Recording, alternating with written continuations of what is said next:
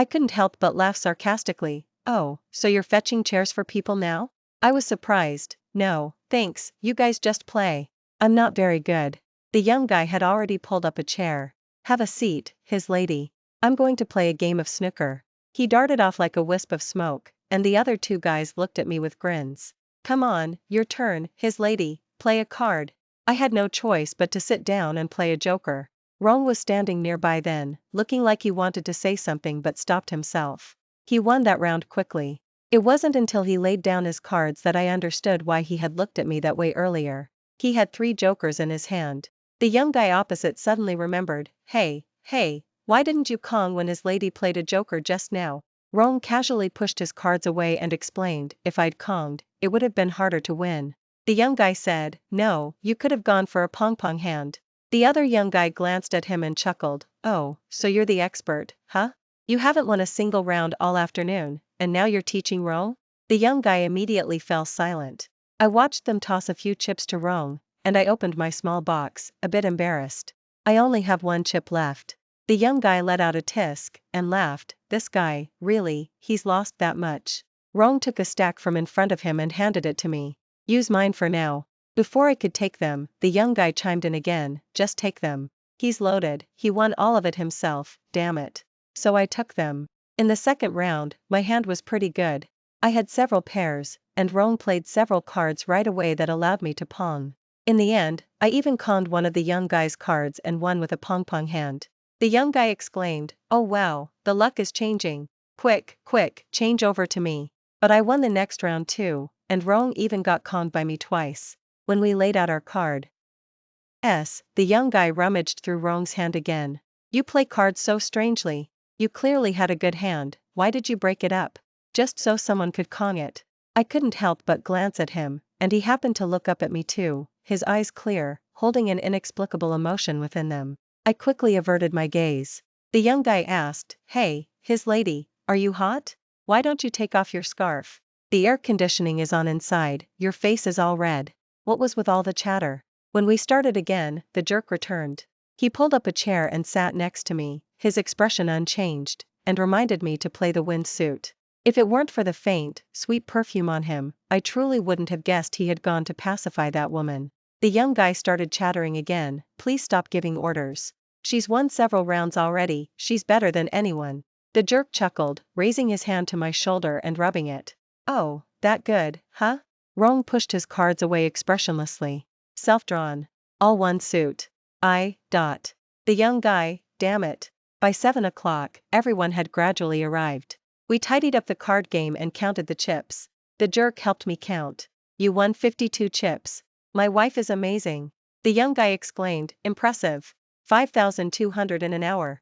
I was a bit surprised, are the chips 100 each? The young guy looked down and tapped his phone, saying, I just sent you a red packet. Check it. I said, 20 of them were just given to me by Rong. The young guy looked towards Rong. Rong stood up and said faintly, forget it, I still need to talk.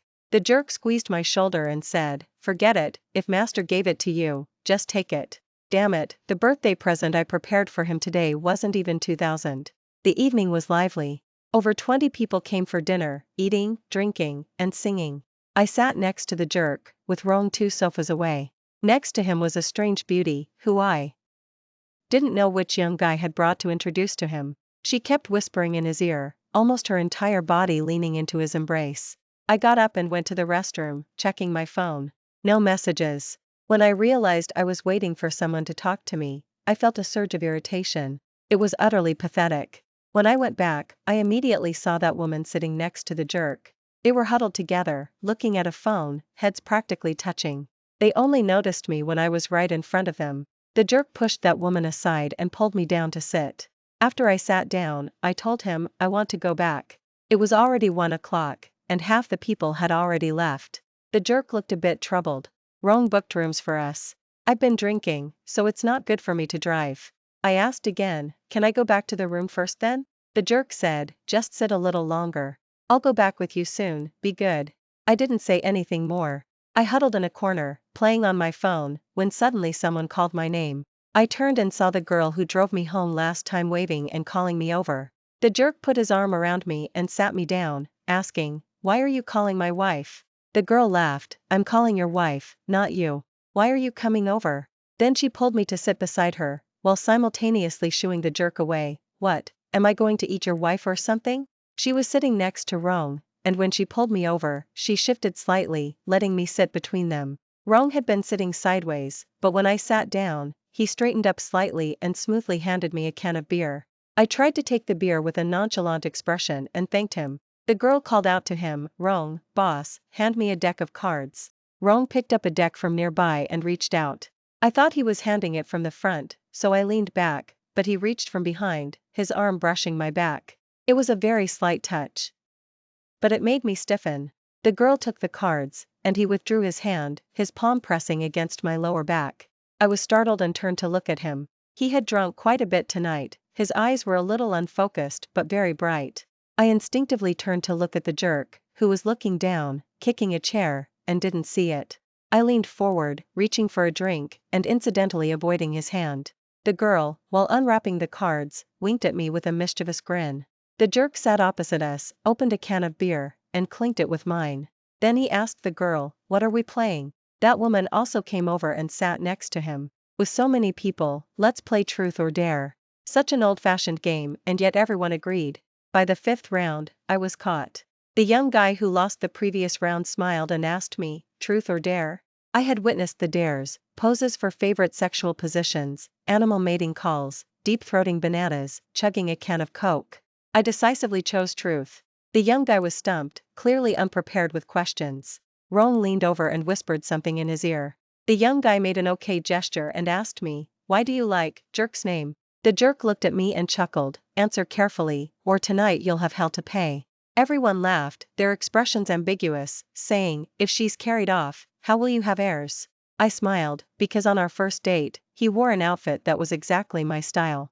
I had never told the jerk this, so he clearly froze for a moment, then put down his beer bottle, his expression complex as he looked at me.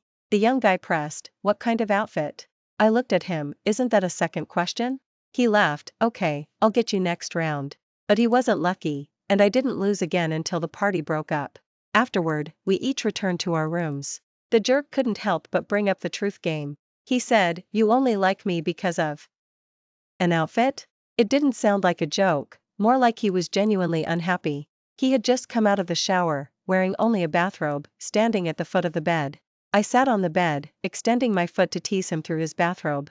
It was at first, yeah, and then you didn't like me anymore? He quickly seemed affected, grabbing my ankle, about to pull me down, but I quickly dodged. I'm on my period. He looked utterly dejected. Then why did you tease me? I couldn't stop laughing. How did I tease you? I just touched you a little. Who knew you'd get aroused so easily? He still didn't let go. Baby, my wife, use your hand for me. Please? I looked at him pitifully. I don't feel well. My stomach already hurts, and I just drank alcohol. He quickly reached out to rub my belly. All right, you lie down. I'll go heat some water for you. He kept playing on his phone while I slept. I don't know if he was chatting with that woman. After a while, he turned to look at me. Baby, are you asleep? I didn't make a sound. I felt him lean in and glance at me, then call my name again. Baby, I'm going downstairs to buy cigarettes. I still didn't make a sound. After that, he opened the door and left, without even changing his clothes. Going downstairs to buy cigarettes in a bathrobe? Haha. I got out of bed barefoot and saw him slip into the room across the hall through the peephole. I immediately texted Rong, which room are you in? I was worried he was drunk and already asleep, but to my surprise, he replied immediately, next to yours. I asked, is anyone in the room? He replied, come over.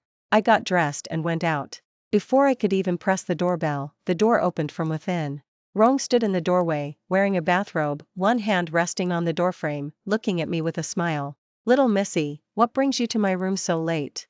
I held up the bag in my hand. Bringing warmth to the community. He chuckled, extended his hand, and pulled me inside. After he slammed the door shut, I immediately pressed him against the wall, my fingers deftly slipping into his bathrobe. He let out a muffled groan, pulled my hand away, and cleared his throat, reminding me, someone else is in here. I turned around, utterly bewildered, and saw the talkative young guy and the girl who drove me home sitting on the sofa, drinking wine, with expressions of people watching a show. My face instantly flushed hot. I quickly took a step back, placed the gift bag on the nearby cabinet, and said, "I came to deliver a gift." Then I turned to open the door and leave. Rome grabbed me, then turned to the two others and said, "You two head back first." The girl shook her head. TSK, so opportunistic. "You'll be begging me to drink with you next time, and I won't come." The young guy quickly put down his wine bottle, pulled her over, and said, "We're leaving now, won't disturb master opening his presents. Good night." The two of them left, and with them, most of my impulse. He picked up the gift bag with one hand and put his arm around my waist with the other, guiding me towards the room.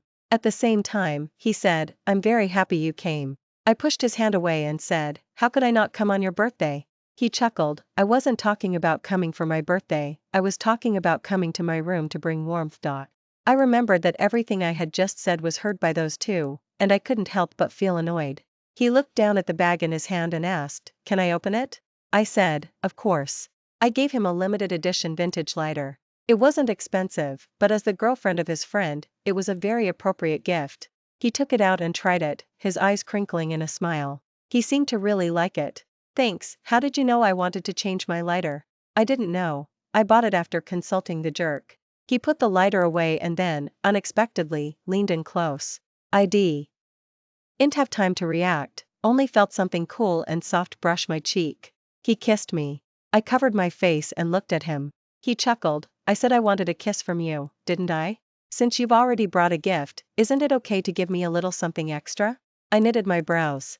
"You've already kissed me, why are you asking if it's okay?" He laughed again, a sly, triumphant look on his face. "In that case, I won't be polite." As soon as he finished speaking, he moved quickly, his hands immediately on me. I could only barely stop him with my hands. "What are you doing?" He smiled, opening presents. He could hold both my wrists with one hand. With one twist, I was immobilized. I was still struggling when I heard him say, "Xiaosong said that when we were playing mahjong today, she saw them both go into the bathroom together. 20 minutes. What do you think they were doing?" I immediately stopped struggling and threw my hands up. "Alright, come on." He, however, released me, clearly losing a good deal of his enthusiasm. He looked like he was about to get up and leave, but I quickly reached out and wrapped my arms around his neck, pulling him towards me. Our eyes met. His glazed gaze, from drinking, flickered, then he lowered his eyes and asked, "Why did you come over?" I confessed, "He went next door." He didn't understand. "He's not interested in you?" I shook my head. I told him I was on my period. He paused for a moment, then laughed. "Really?" My hand reached behind me. I propped up my upper body, looking at him provocatively. "Why don't you take a look and see?" He still didn't move, looking a little stubborn. My hand slipped into his bathrobe. I asked with a smile, "Did you drink too much tonight? Can't you perform?" He tilted his head, returning my smile. Reverse psychology never works on me. We stared at each other for half a second. I reached out, pulled him closer, tilted my head, and covered his lips with mine. His lips were very soft, warmer than before. It was strange, even though we had slept together twice, I felt shy kissing him. He didn't move either, our lips pressed together. A few seconds later, I pulled back, not daring to look into his eyes. Just as I was wondering if I had been too bold, he suddenly pressed the back of my neck and pulled me fiercely towards him, landing a hot, aggressive kiss. I had only ever had the jerk as a boyfriend, so I never knew there could be such a difference between kisses, which was also why I disliked kissing. His hand gripped the back of my head, and his warm lips, carrying his emotions, swept over me like waves. Our lips and teeth intertwined, and I went limp. He quickly got to the main event, but still didn't let go of my lips.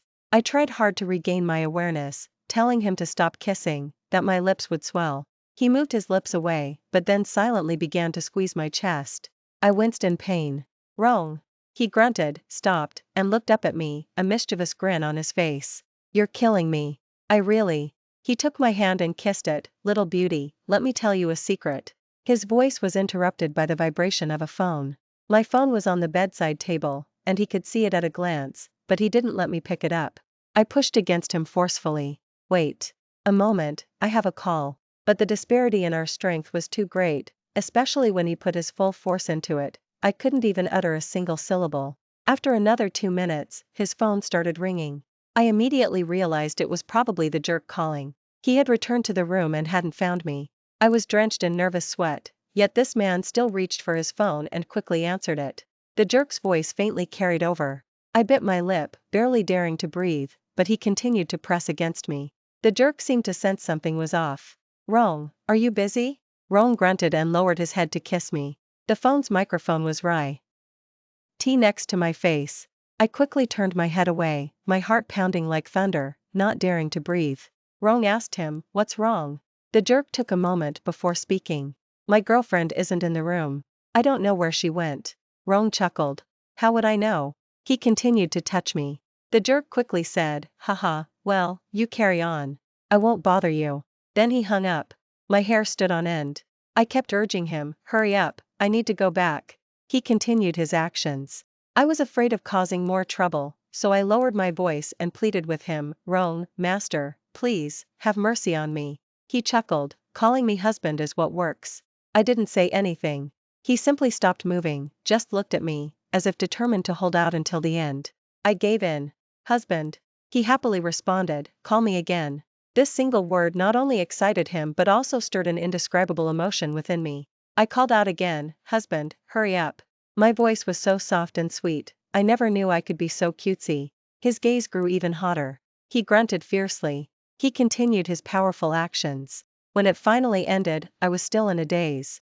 He held me and lazily made a phone call. "Xiaosong, tell the group later, okay? Say she's in your room." He hung up and turned to kiss me, but I dodged. He cupped my chin. "Are you mad?" I didn't say anything, and he chuckled again. "Every time, after we sleep together, you turn on me." I pushed him. "I want to go back." He grunted. "Go back now? Aren't you afraid he'll find out?" I asked. "Find out what?" He laughed. "If you go out looking like that, any adult would know what you've been up to." I realized. "Oh. Then let me use your bathroom." He finally let go of me, smiling faintly. "Feel free." I held the blanket, bending over to look for my clothes. Before I could even reach my underwear, a piece of fabric dropped down, covering me completely. I straightened up and realized it was his bathrobe. He took a pack of cigarettes from the bedside table, then walked to the table and picked up the lighter I gave him. He smoked throughout the whole process, and didn't seem to think anything was wrong. He must have been really drunk. I wrapped the oversized bathrobe tightly around me and walked barefoot into the bathroom. The room lights were dim, so I hadn't noticed, but now in the bathroom, I realized how disheveled I was. I dared not look at that large mirror again. I quickly tied up my hair and took a quick shower. While getting dressed, I heard the doorbell, and my heart clenched.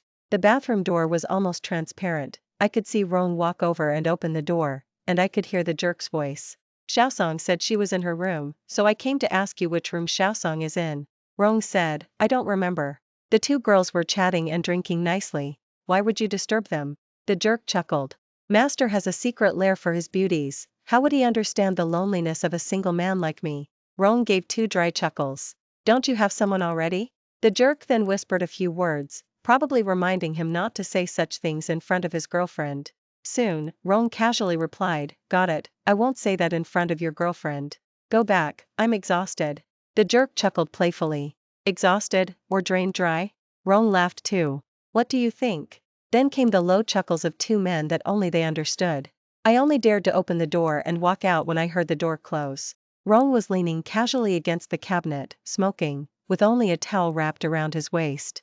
His abdominal muscles were clearly defined, and his eyes were hazy in the smoke, looking somewhat alluring. Damn, I actually didn't want to leave. He stubbed out his cigarette and reached out to me. "Finished washing?" I hesitated, not moving forward.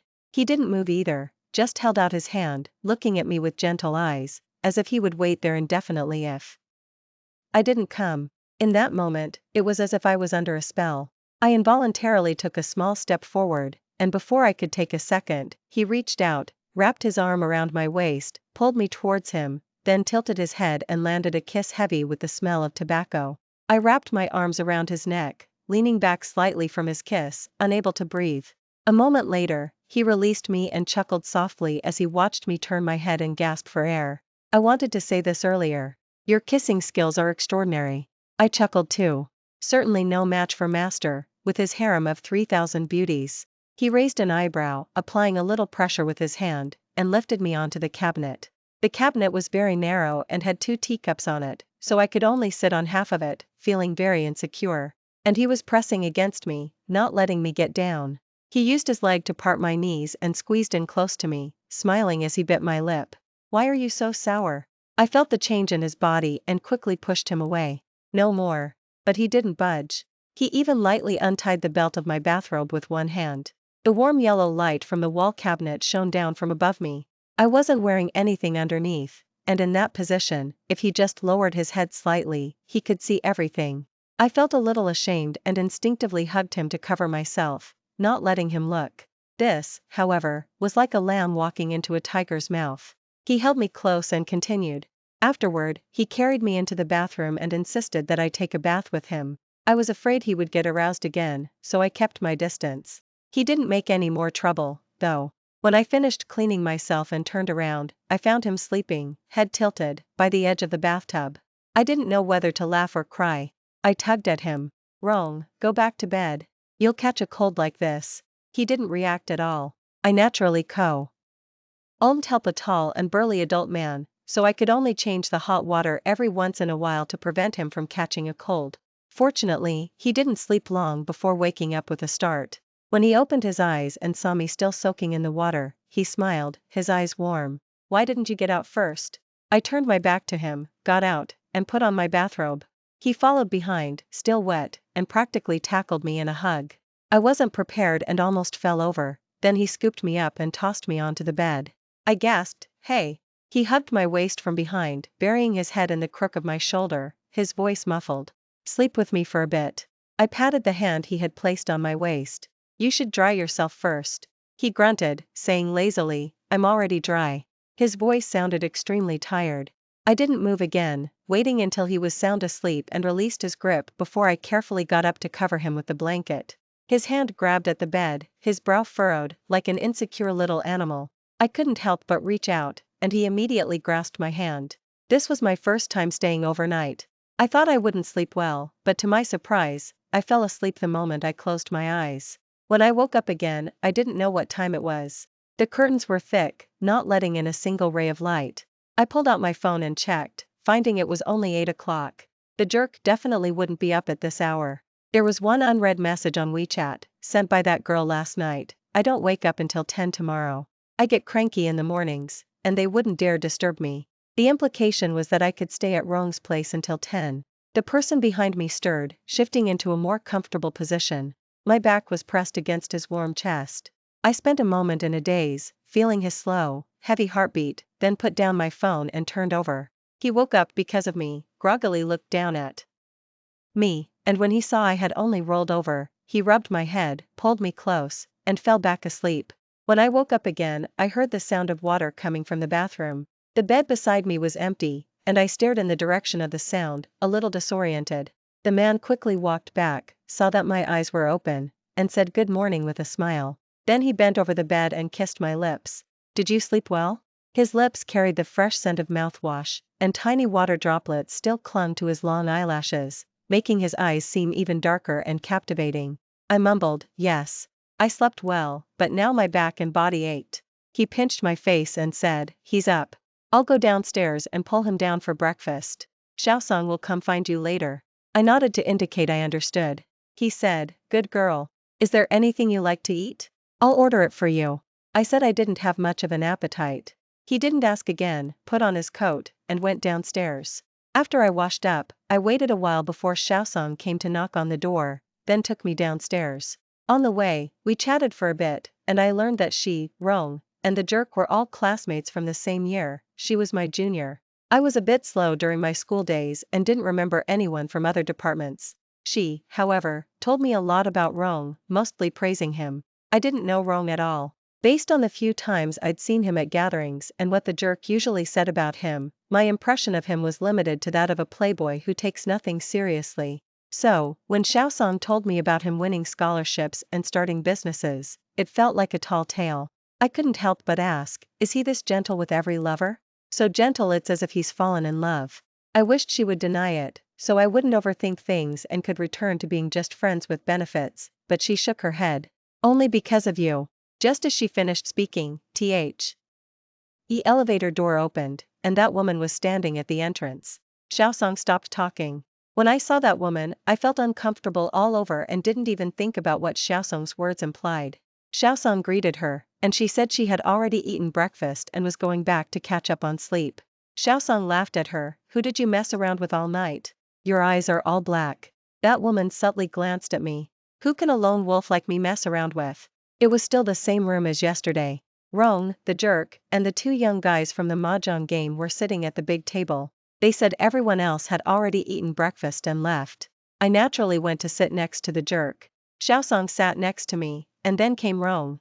After I sat down, the jerk poured me tea and served me food. Before I even picked up my chopsticks, the lazy Susan on the table rotated, and a clay pot stopped in front of me. I paused slightly, and out of the corner of my eye, I saw Rong withdraw his hand, picking up a piece of siamai from in front of him with his chopsticks and putting it into his bowl. After a moment, I reached for a spoon to scoop some porridge, but the jerk quickly took it from my hand. Want porridge? I'll get it for you. After breakfast, we went back to our rooms to pack up. When we went downstairs, Xiaosong and the others happened to be coming out, so we all took the elevator together. The jerk was still laughing and asking Rong where the woman he was with last night was, but the next second, he suddenly froze, and the hand around my shoulder went completely rigid. I looked up and, after seeing what was around his neck, instinctively touched my empty chest. The realization hit me like a ton of bricks, and I almost felt my soul leave my body. He was wearing a burgundy wool scarf around his neck, the scarf I left in his room. My mind went blank for several seconds. I was completely unable to react, only staring fixedly at him. The jerk's voice was strange, mixed with suspicion, surprise, and confusion. This scarf. Isn't this my wife's? Rong glanced at me, a nonchalant smile on his face. Huh? I don't know, I found it in my room. I really wanted to hit him. The moment he finished speaking, I felt the atmosphere around us drop a few degrees. I had never felt the air in an elevator so thin, I didn't even dare to look back at the jerk. The jerk's voice immediately turned cold. Explain yourself. Fortunately, Xiaosong was right there and quickly started to explain. Master, stop joking around. Then she said to the jerk, she left it in my room. Just now, when I took it out, he said he was cold and snatched it to put on. The jerk paused for 2 seconds, and his voice was still stiff when he spoke again. Take it off. Rong didn't move. The jerk's voice grew a little angry, and he emphasized again. I said, take it off. Rong chuckled, slightly raising his chin, his eyes a little challenging. What if I say no? The jerk immediately let go of my shoulder and reached out to grab the scarf, but just then, the elevator arrived. The two young guys were standing outside the door, and they both froze at the sight. The jerk probably just wanted to get the scarf back, but his movements and posture looked as if he was about to grab Rong by the collar and hit him. The two young guys entered the elevator one after another, separating them, and kept asking Xiaosong what was happening. Xiaosong didn't say a word. The jerk, with his shoulders held down, calmed his anger slightly and repeated, give me back the scarf. Rong ignored him, just tilted his head slightly to look at me, a pleading expression on his face. His lady, I'm cold. Will you wrap it around me? I pulled the jerk's arm. Let's go. The jerk didn't move, so I let go of him and walked out alone. After only a few steps, I heard footsteps behind me. The jerk started the car and drove it out, then silently drove onto the main road. I gripped the seat belt. Drive slower, I'm scared. He gripped the steering wheel tightly, gritting his teeth slightly. I said, it's just a scarf. You used to let other women wear your clothes, and I never said anything. He was silent for a few minutes, slowly lowering the car's speed, but still didn't say a word. I had originally felt quite guilty, but at this moment, all that remained was an inexplicable sense of satisfaction. This was the most satisfying way I could think of to get back at a cheating jerk. When we got home, it was almost midnight. He walked into the room ahead of me and slammed the door shut.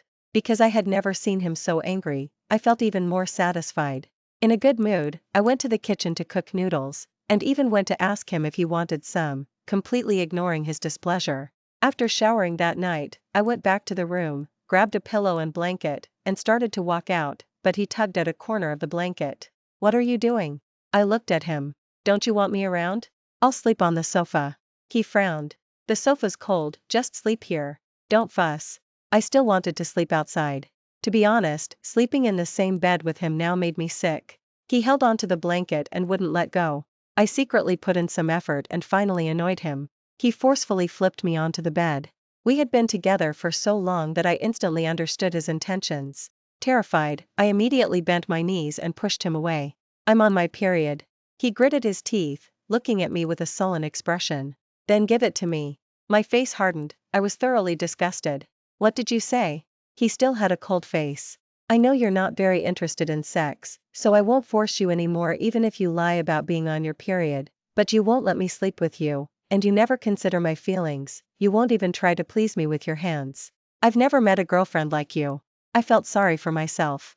I know I have Suze, but I told you from the beginning that if this matters to you, you can break up with me. I almost blurted out, why go through the trouble of two-timing, but I swallowed it back just in time. Confronting him now would be letting him off too easy. He didn't say anything.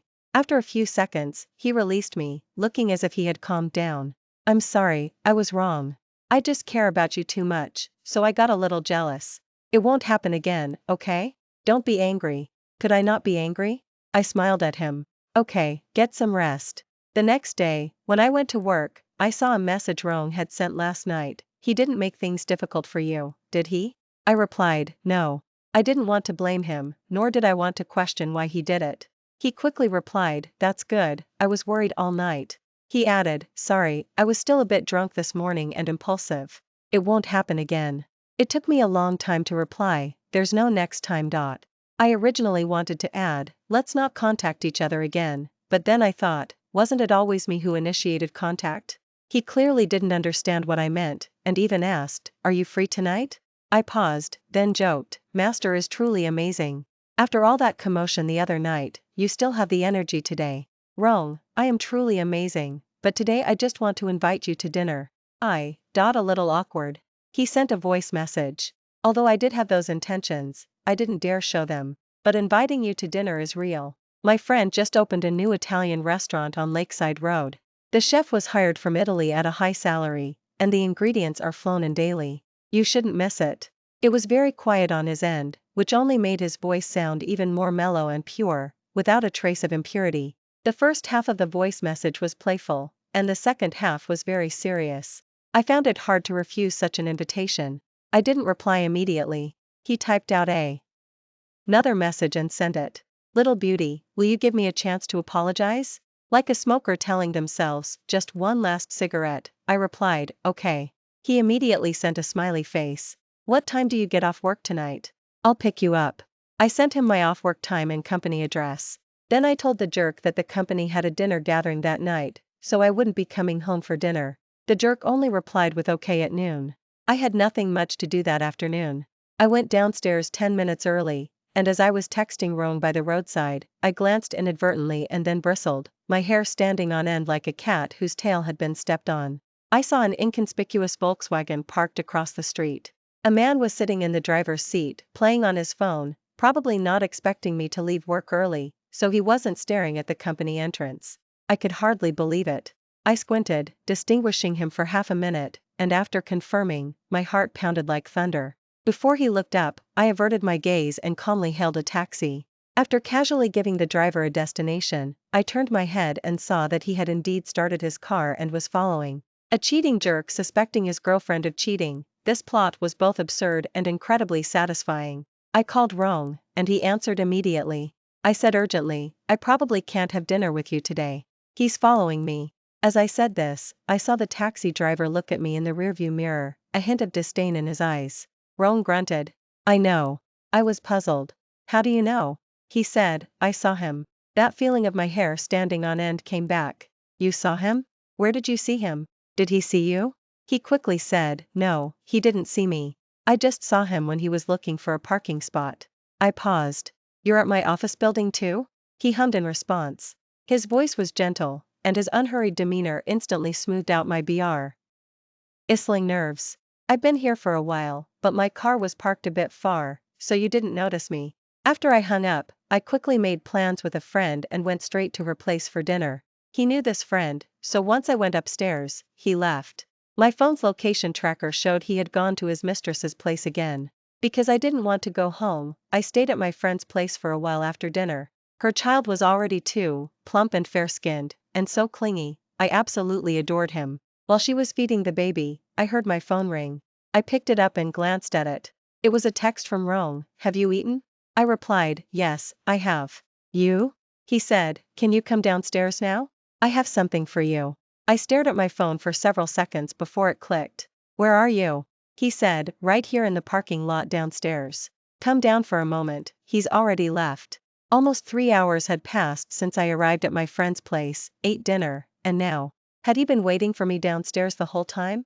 I said goodbye to my friend and quickly grabbed my coat, heading downstairs. The parking lot was right in front of the building's entrance downstairs, so as soon as I walked out, I saw the range. Ron was opening the car door and stepping out.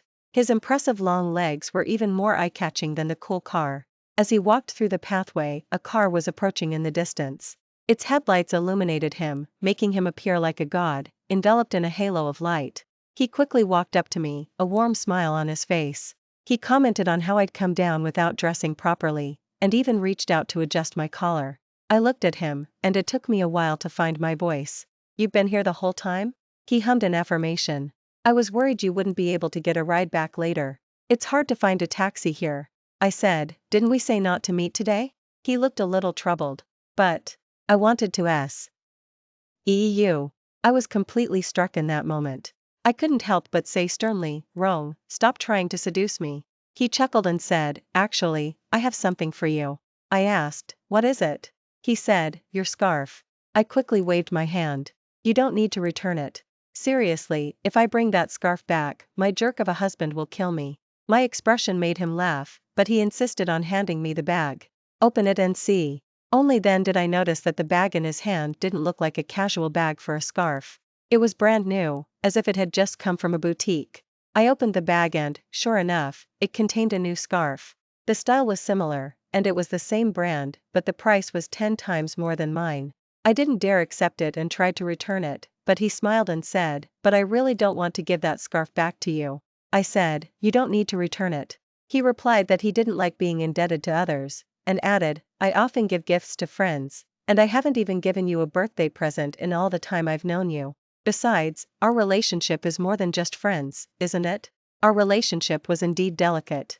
It skipped over friendship, couldn't reach lover, and was barely more than an affair that betrayed our significant others and his own brother. I thought to myself, since things were already like this, refusing it would seem a bit pretentious. So I silently reached out and accepted it. Thank you. He pinched my cheek, smiling, now that's a good girl. Afterwards, he drove me home. And, with good judgment, he drove the car to the back gate of my residential complex, letting me get out a short distance away. I walked quite a distance, and when I swiped my card to enter the complex, I looked back. Only then did I realize he hadn't left, leaning against the car door, smoking, facing my direction. It was only then that I remembered I'd forgotten to tell him not to contact me again. I could have easily told him via WeChat right away, but I hesitated, foolishly craving this subtle tenderness that felt like love, yet wasn't quite. This man was truly a bit too terrifying. I was starting to feel like I was playing with fire. I was afraid that after escaping the pit that was my jerk of a husband, I'd only sink deeper into the abyss that was Rong. When I got home, the jerk still wasn't back. Rong texted to ask if I had arrived. I replied that I had arrived. He immediately sent another text, you have a milky scent about you. Now my car smells strongly of milk too. I felt a bit embarrassed. My friend is breastfeeding. Just open the window. He sent back a smiley face. I really like this smell. I'd almost sleep in the car tonight, why would I want to open the window? Oh, I forgot he was such a sweet puppy dog type. I deleted the chat history, grabbed my pajamas, and went to the bathroom to shower. I was halfway through my shower when the bathroom door suddenly pushed open. I was startled and quickly covered myself, looking over. It was my husband, back home. He smiled at me, what are you covering up? Haven't I seen it all before? I was a bit flustered. It's cold. Get out. He continued to smile, his gaze lingering on me for a moment before he closed the door and left. After he left, I quickly went to the mirror for a look. I found there were still marks on my body, and they were quite noticeable. But the bathroom was steamy, and I had just been under the water, so he probably didn't notice anything, right? I absolutely hated my habit of showering at home with the door unlocked. When I came out, I felt so guilty I couldn't look at him, but his mood was calm. He even came over to blow dry my hair. And when we went to bed, he didn't make any moves. He just kissed my cheek. Honey, can you come home early tomorrow night? I want to eat your pickled cabbage fish. I nodded and said, as usual, okay, then you can just buy the ingredients after work. The next day, after work, I received 2 text messages on my way home. One was from my husband, asking where I was. The other was from Rong, saying just one sentence, don't go home. Break up with him. I replied to my husband and sent a question mark to Rong. But he didn't reply. I didn't pay much attention. It was almost the end of the year, and work was crazy busy. Plus, I couldn't get a taxi and had to squeeze onto the subway home. All I wanted now was a hot bath and to collapse into bed. I didn't even feel like eating. Only when I reached the residential complex did I see my husband waiting for me downstairs. This made me a bit flattered and overwhelmed. Even if he wanted pickled cabbage fish, he didn't need to be this eager, did he? He smiled and pulled out a blindfold. I have something I want to show you, but first, I need to cover your eyes. I didn't know what trick he was playing now. I felt a strange resistance. No, don't. But without a word, he went behind me and put the blindfold on. Don't be scared, I'll hold you, you won't fall. I could only passively let him lead me inside. The blindfold was very tight, not a single ray of light could penetrate. I felt completely insecure, and every time I tried to pull it off, he held my hands down. I could vaguely sense that this was the way home. We got on the elevator. Because I couldn't see anything, the elevator ride felt exceptionally long.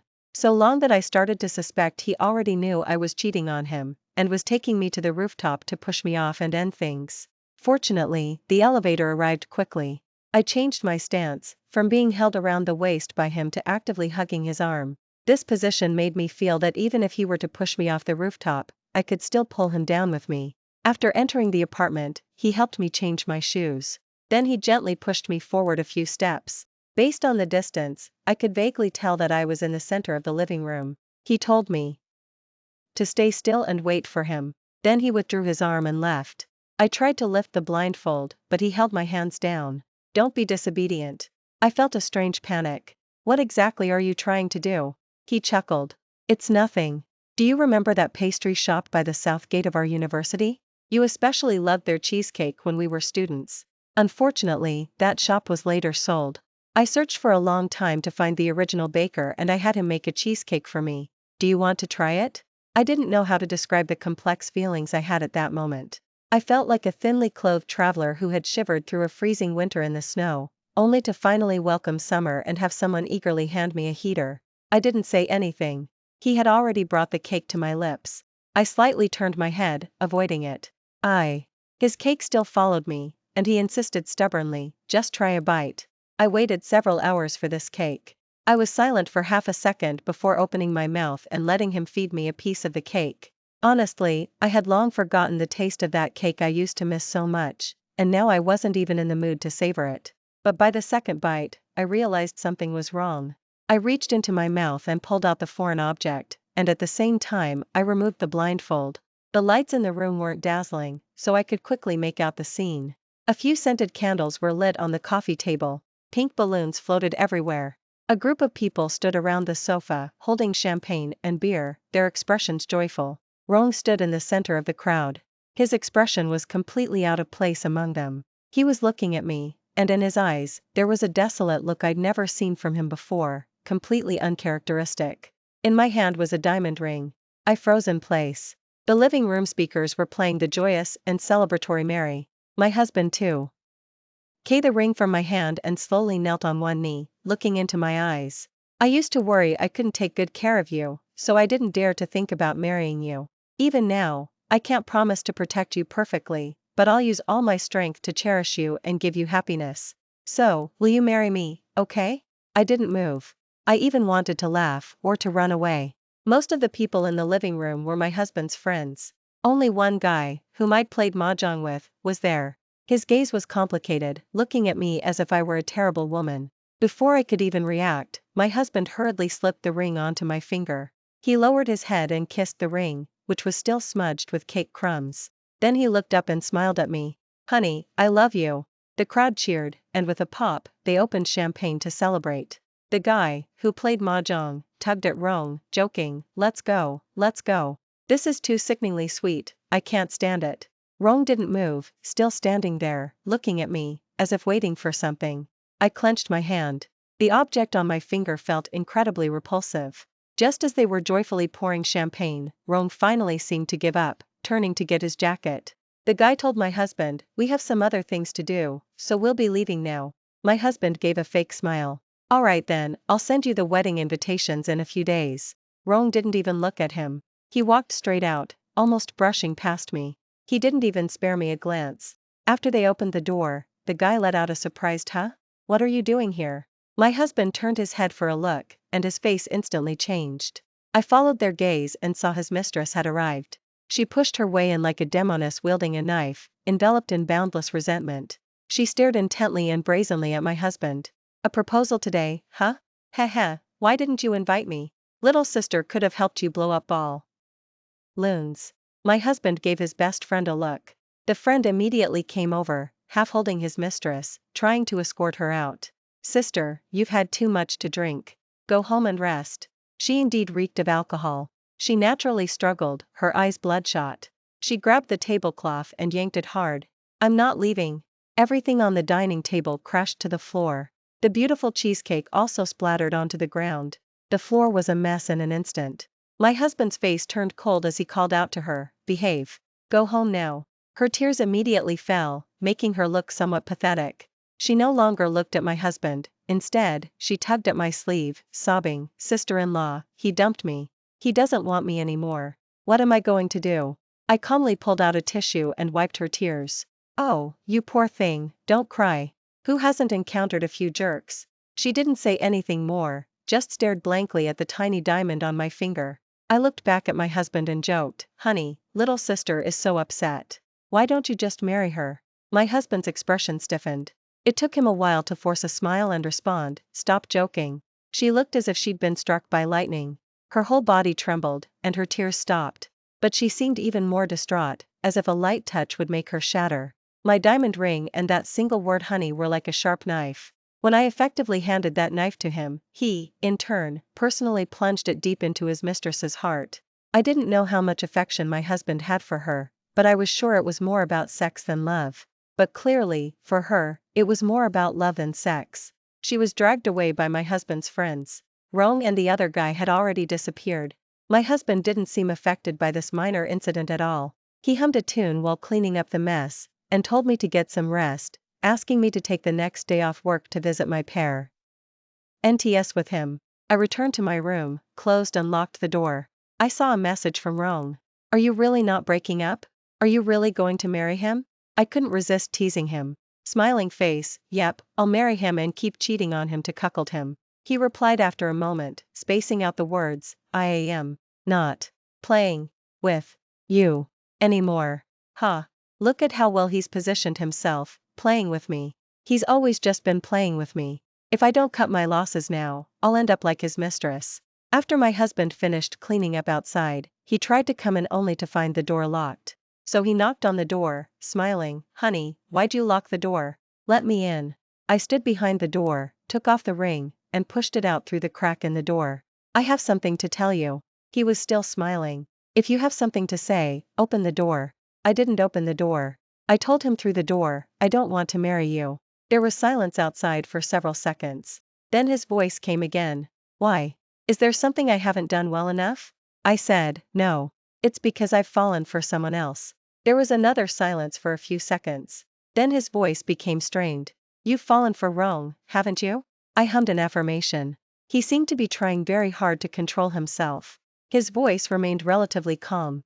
"After so many years of us being together, is it worth less than a mere crush? That kind of playboy isn't worth your affection." I curled my lips slightly and said, "Not only have I fallen for him, I've also slept with him." Outside, there was a sudden dead silence. I repeated, "I slept with your brother." He knocked on the door. "Open the door. Let's talk this through properly." Of course, I wouldn't open it. As happy as he was just now, that's how furious he would be now.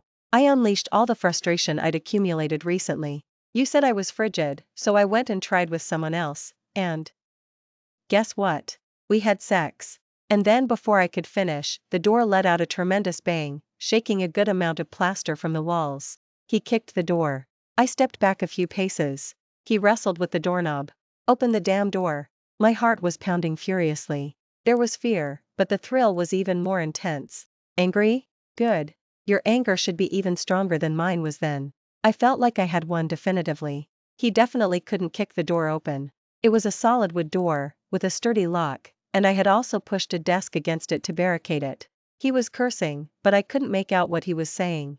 After a long while, he finally grew tired and leaned against the door, saying, "If you don't open the door, do you believe I'll burn this whole place down?" I smiled. I already called 2 security guards.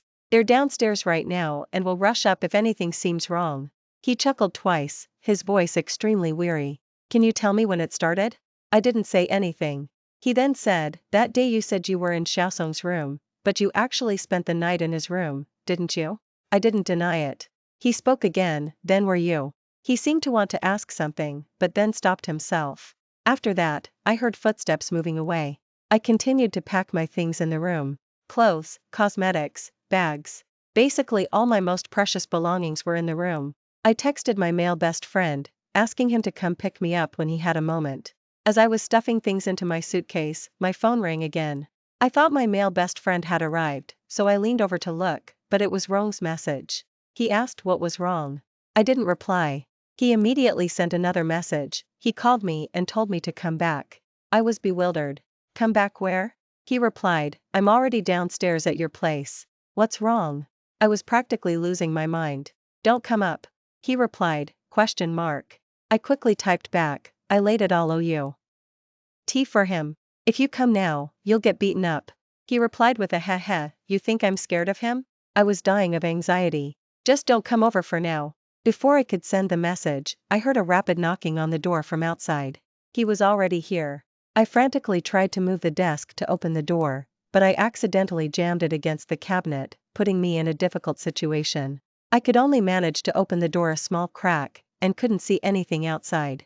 I only heard my husband open the door for him and remind him to change his shoes. Rong seemed not to move, just asked him, "Where is she?"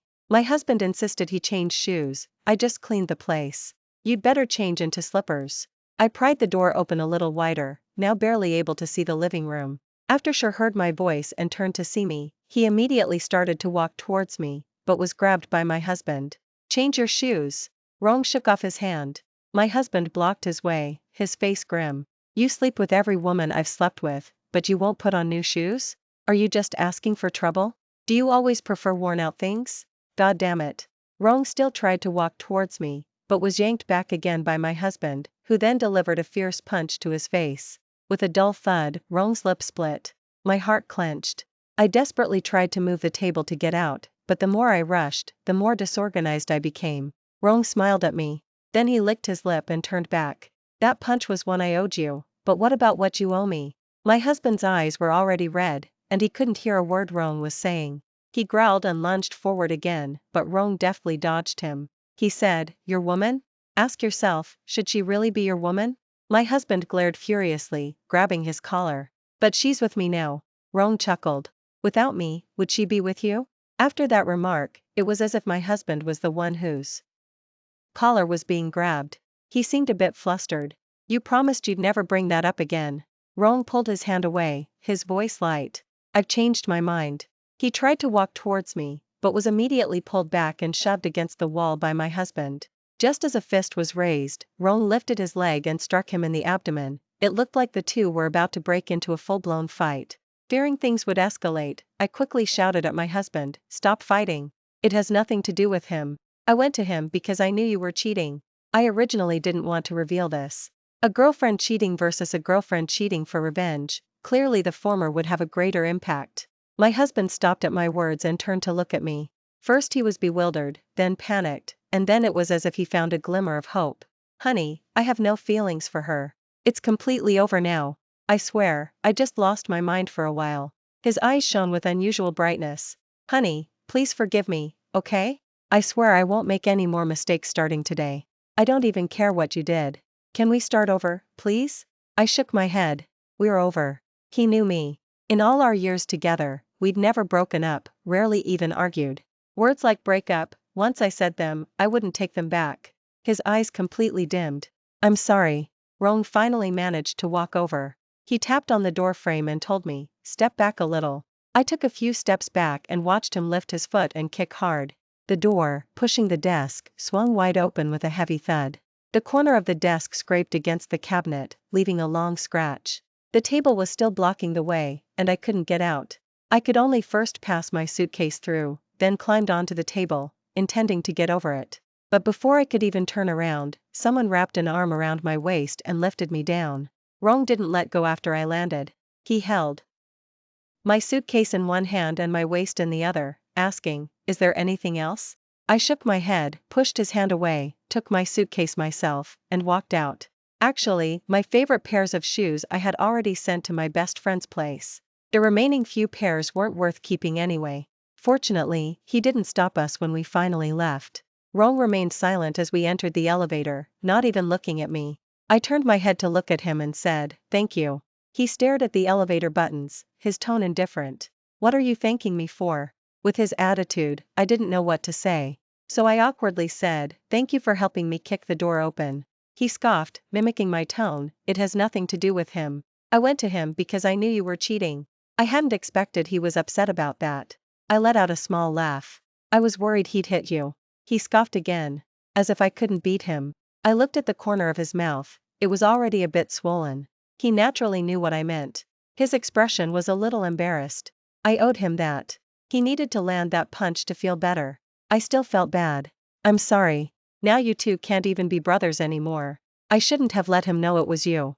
At the time, I was eager for revenge, thinking he'd be even angrier if he knew it was wrong, so I blurted it out without thinking of the consequences. He chuckled. "It's nothing. I didn't want to be friends with him anyway. If it weren't for you, I would have cut ties with him after graduating college. So I wasn't afraid of you telling him, I was afraid you wouldn't tell him." He reached over and ruffled my hair. That uniquely gentle tone of his returned. "If he hadn't called me over, who knows how badly he would have bullied you." I retorted. "I locked the door." He looked a bit helpless. "You were forced to lock the door just to talk, isn't that even scarier?" I had no reply. After a moment, I asked him, "How did you get back so fast? You clearly left a while ago, you shouldn't have been able to make it back so quickly." Just then, the elevator arrived. He pushed the suitcase with one hand and lightly rested the other on my lower back, maintaining a gentlemanly distance, and answered, "I never left." I raised an eyebrow. "How did you know I was going to confront him?" He shook his head. "I didn't know. Not only did I not know, but the moment I left, you even gave me the impression that you hadn't chosen me, but him." I subconsciously retorted, "Then how come?" He didn't say anything more, leading me all the way to his car. He helped me put the suitcase in the trunk and opened the car door for me. Then he stood by the car door, watching me buckle my seatbelt. He looked down at me, his voice as soft as velvet, fluttering back and forth across my heart. I just couldn't bear to leave. My heart stopped. I stared at him, almost unable to move. I couldn't even fasten my seatbelt properly, so I simply gave up on the task. I turned to look at him. "Wrong. I'm not playing anymore." His expression changed slightly. His velvet voice turned icy. "What do you mean?" I smiled. "I'm single now, so don't try to seduce me casually. I'll cling to you." He looked relieved. "Of course I know. I'm practically begging you to cling to me." He leaned in and fastened my seatbelt for me. Then, without fully pulling back, he braced himself against the seat and looked at me. "I'm really glad you came to me when you were cheated on, even though that sounds a little strange." I asked him, "Speaking of which, what did you mean by those things you just said to him? Like, without me, she wouldn't be with you?" He squinted his eyes playfully. "Kiss me, and I'll tell you." I shook my head. "Forget it then. My kissing is bad." He was amused. "You really hold a grudge." He closed my car door, walked around to get into the driver's seat, and as he started the ignition, he said, "Then how about I tell you a secret?" Sked, what? He crooked his finger. "Come a little closer." I leaned in, straining my ears, but he quickly kissed my ear. I covered my ear and looked at him. "Childish." He laughed heartily. I said, "The secret is, when he first dated me, he was wearing your clothes, right?" He looked a little surprised. "How did you know?" I said with a touch of pride, "I guessed. Aren't I smart?" He lowered his head, looking very pleased. "Smart. Since you guessed it, I haven't broken my promise to him. But that's not my secret." I was confused. "Not that? Then what is it?" He looked back at me. "Do you remember saving a junior when you were a junior in college?" I froze. I remembered. Once, when I was a junior, returning late to campus, I ran into a student jogging at the back gate. He ran past me from behind, then suddenly collapsed unconscious in front of me. There was no one else on the road at the time. I called an ambulance, went with him to the hospital, and was up all night dealing with it. It was too dark at the time, so I didn't get a clear look at his face. He was put on an oxygen mask in the ambulance and went straight into surgery at the hospital. I had no idea what he looked like. He had no phone, no ID, and no money on him. I paid for his medical expenses up front, and even had to leave my ID at the hospital as a temporary guarantee because I didn't have enough cash. I thought it was strange at the time. Even though he hadn't woken up yet and I hadn't contacted anyone, his family surprisingly arrived almost immediately. He pinched my cheek. Later, the doctor said that if you hadn't been there to perform CPR on me, I might not have survived. I still couldn't process it. It was really you? He curved his lips, looking handsome and gentle. Otherwise, why do you think I'm so deeply in love with you? I hadn't been discharged yet, and when the nurse returned your ID, I kept it under my pillow for several days. Later, it was almost vacation time, and I was worried you wouldn't be able to go home without your ID, so I asked him, who was visiting me, to return it to you. When my husband originally returned my ID and money, he didn't say anything about it, just said he'd treat me to a meal to thank me when he had time. He said, that's why I said I'm so glad you came to me. I rubbed my forehead. Don't talk. Let me process this. His expression was a little wronged. Aren't you going to kiss me first? I pushed his face away as he leaned in. First, be clear. Did you arrange for his mistress to be there? He immediately denied it. How could I? How could I be that kind of person? I'd be even happier if you were happy. No, why did that sound so insincere? He grabbed both my wrists. Just one kiss. His tone was pleading, but his lips aggressively claimed mine, sucking, licking, and pressing, leaving me breathless and flushed. He let me go. Damn, I want to have you right here. I covered my face. I think I'll just take a taxi home. He frowned. Where are you going? I said, to my best friend's place. I told her I'd stay there for a few days. He looked even more displeased. Are you not happy with my place, huh? His face was full of dissatisfaction. Why don't you stay at my place? I felt awkward. It's not convenient. He gave me a look. So it'll be convenient for me to find you at your friend's place tomorrow? She'll be nursing her baby, and I'll be right there next to you, romancing you. Does that sound harmonious? The thought of that scene was dizzying. I quickly changed my tune. All right, young rogue, can I stay at your place for a few days? He beamed. Of course, you're most welcome. Stay until we get married.